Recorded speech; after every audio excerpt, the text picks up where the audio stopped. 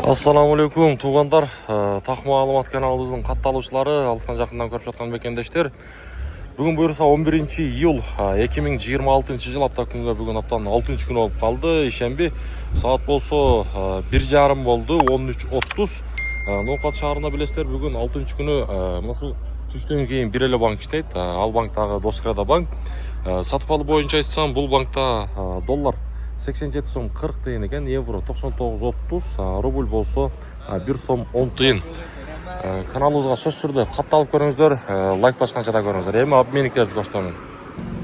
Анан дагы билесиздер, ошол жерде кире бериштеги арка бир аз сырттары кооздолуп атат. Ошого бул жер көпчүлүгү базар жабык экен дешип атат. Ал жактан кире берсеңиздер болот.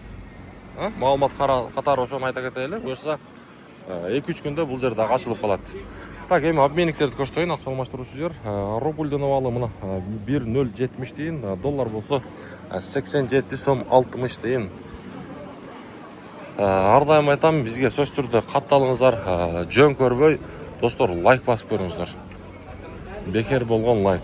Кийинки акча алмаштыруучу жер рубль 1,070, доллар болсо 87 сом 60 тыйын. Ноокат шаары. Дагы бир жолу айтам, 11 июль 2026 жыл апта күнгө ишемби.